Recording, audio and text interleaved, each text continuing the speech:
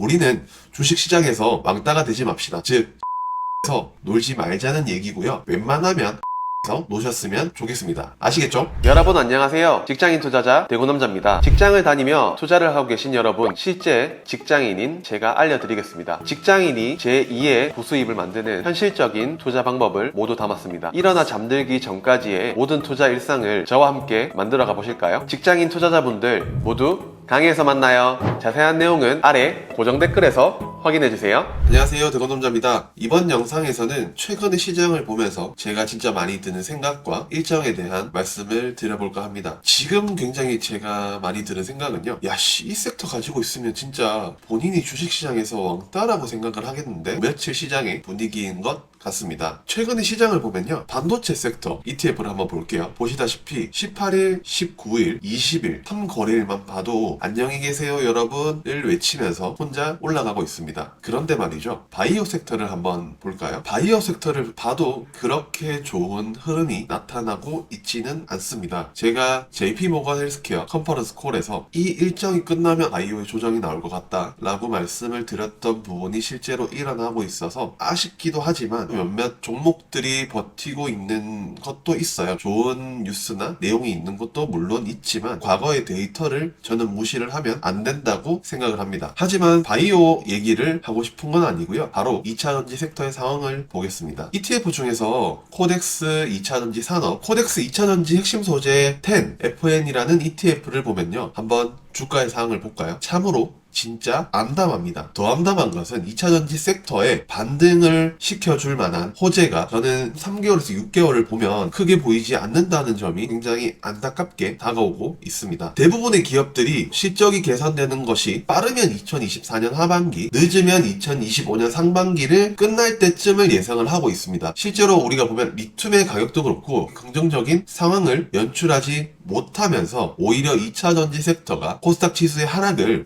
너 올라가지마 하고 이렇게 끌어내리고 있는 상황을 볼 수 있습니다. 왜 이런 이야기를 할까요? 과거에는 바이오가 2차전지가 주도 섹터였던 시기가 있었습니다. 바이오는 제가 생각하기에는 잠깐이었던 것 같고, 그래도 보통 11, 12, 1월 초까지는 바이오 시세가 과거에 강했고요. 그 전에는 2차전지가 2021년, 2022년까지는 주도 섹터였던 시기였다고 생각을 합니다. 하지만 적어도 지금은 바이오는 아직 저는 판단하기는 이르다고 생각을 하지만 2차전지는 지금은 적어도 아니라고 생각을 해요. 무슨 근거로 그러냐고 물으신다면 거래량과 거래 대금, 매수 대비 매도의 양을 지속적으로 팔로업 해보셨다면 아무리 2차전지 섹터가 앞으로 유망하다고 말씀을 하시는 분이 있다 하더라도 거래량과 거래 대금이 붙지 않은, 상승이 나오지 않는 섹터에 대해서 계속 좋다고 이야기하는 것은 저는 사실 잘 모르겠습니다. 우리가 과거에 뼈아프게 한번 겪었던 론스타 사태를 보면 뭔가 달라졌나요? 우리는 적어도 과거로 경험을 하면서 생각이라는 걸 한 사람은 말이죠, 뭔가 이상하거나 꺼림칙하거나 분위기가 안 좋아지면 그에 따른 대응이라는 거를 해야 된다고 생각을 합니다. 왜냐면 우리는 동물과 다르게 생각을 할 수 있기 때문이죠. 제가 하는 투자가 저는 지금 틀렸다고 생각을 하지 않습니다. 왜냐하면 누군가에게는 큰 금액은 아니지만 주식쟁이에게 가장 중요한 것은 꾸준하게 돈을 버는 게 굉장히 중요하다고 생각을 합니다. 돈을 번다는 것은 시장의 파도를 같이 올라타고 있다는 것을 증빙한다고 생각을 하고요. 파도를 타기 위해서 1월 네 번째 주 중에 일정에 대한 변화 사항과 체크할 것들에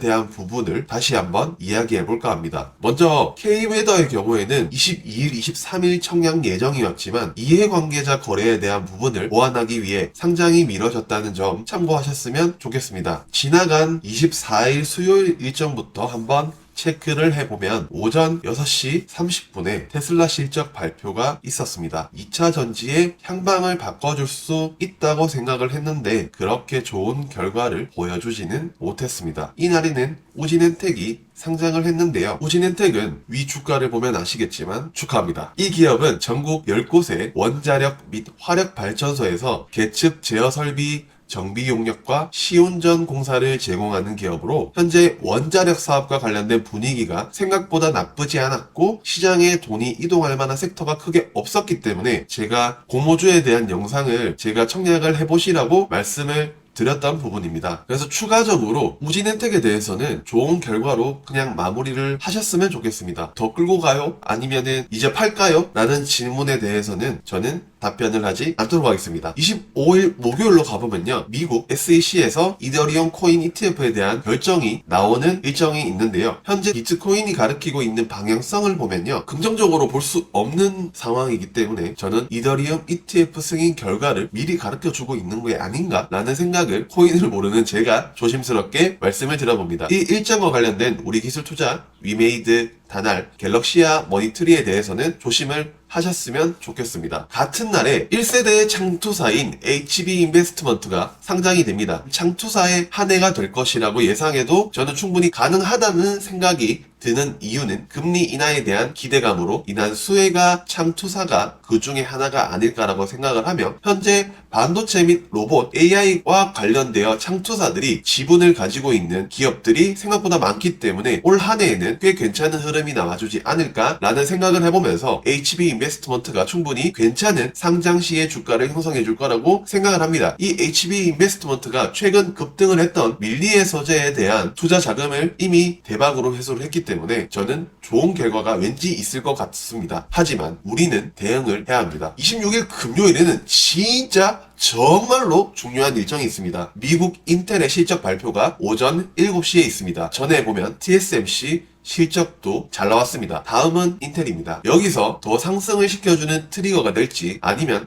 겨우 이거야? 라는 반응으로 반도체의 상승분을 일부 배기시키는 트리거가 될지는 체크를 해보시면 좋을 것 같습니다. 이 날에 실적 발표되는 국내 기업을 먼저 말씀을 드리면 현대차, 기아, 삼성 SDS, LG전자, LG이노텍, LX세미콘이 있습니다. 관련 기업들을 가지고 있는 분들은 한번 체크를 해보셨으면 좋겠고요. 제가 말하고 싶은 기업은 이 기업들이 아닙니다. 바로 SK하이닉스가 실적 발표를 하고 컨퍼런스 콜을 개최를 합니다. 일단 확실하다고 생각되는 부분은 적어도 작년보다는 잘 나온다. 하지만 시장의 컨센서스 대비해서 잘 나올 것인가 하는 게 주목할 부분이라고 생각을 합니다. 저는 긍정적으로 생각을 하고 있습니다. 그래서 긍정의 원투는 인텔의 실적, SK 실적, 오메라고 하면서 시장이 올라가기를 바랍니다만 예측도 좋지만 우리는 되도록이면 대응의 방향을 잡으셨으면 좋겠습니다. 예측을 하면 큰 돈을 벌지만 큰 돈을 잃을 수도 있고요. 대응을 하면 예측보다는 작은 돈을 벌지만 적게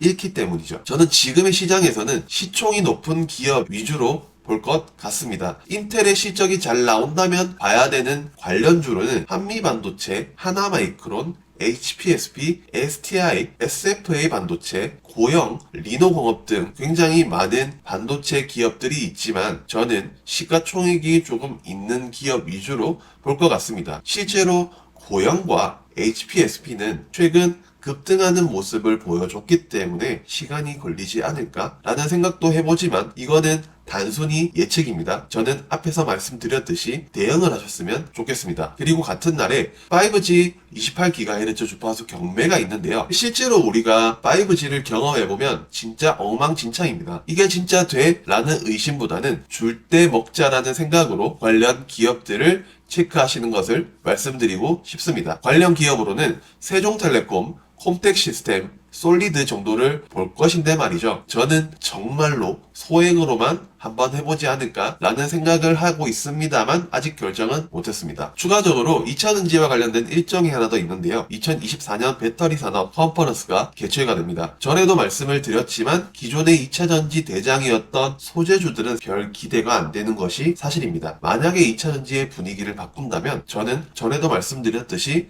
정호체 관련주가 아닐까라는 생각을 하지만 사실 잘 모르겠습니다. 관련주를 한 번 더 말씀을 드리면 이수 스페셜티 케미칼을 저번 영상에서 말씀을 드렸고 저는 추가적으로 한농화성 CIS 정도를 말씀을 드려보겠습니다. 그리고 다음 주 월요일 29일 일정까지 말씀을 드려보면 두바이 아랍 헬스케어 전시회가 개최가 됩니다. 근데 이 행사에서는 의료기기와 관련된 부분들이 부각되지 않을까라는 개인적인 생각을 해보는데요. 돈이 많은 우리 아랍 형님들의 마음을 국내 어떤 기업들이 빼앗아 갈지 한번 체크를 해보시면 좋을 것 같습니다. 왜냐하면 규모가 클 거니까요. 관련 기업으로 의료 AI 관련주들이 최근 부진했지만 한번 봐야 될 타이밍이 온 것 같아서 저는 루닛 JLK, 코어라이 소프트, 레고캠 바이오 아이센스 정도를 체크해 볼 것 같습니다. 그리고 큐브 엔터 소속인 걸그룹 아이들이 컴백을 합니다. 1월 29일 오후 6시 각종 음원 사이트를 통해 정규 2집을 발매할 예정이기 때문에 관련주로는 큐브 엔터와 엔터테인먼트 관련 기업인 YG 엔터, JYP 엔터, NHN 벅스까지는 한번 체크를 해볼 것 같습니다. 이날에 포스뱅크가 상장을 합니다. 저도 한 주를 받았는데요. 높은 경쟁률과 많은 증거금이 나온 만큼 저는 좋은 결과가 있을 것 같아서 아마 한 주를 팔아서 치킨을 먹을 수 있을지 한번 주목해 보시면 좋을 것 같습니다. 다음 주 월요일 일정까지 말씀을 한번 드려보았는데요. 수익으로 꼭 좋은 성과가 있으시길 바라며 한 주 마무리 잘하시고 우리는 주식시장에서 왕따가 되지 맙시다. 즉 소외주에서 놀지 말자는 얘기고요. 소외주에서 놀면 시간이 오래 걸립니다. 오래 걸린 시간만큼 우리가 좋은 수익을 낼 수 있을지 없을지 불확실성이 오히려 더 길어지기 때문에 웬만하면 시장에서 가르치고 있는 방향에서 노셨으면 좋겠습니다. 아시겠죠? 다음 영상에서 뵙겠습니다. 안녕.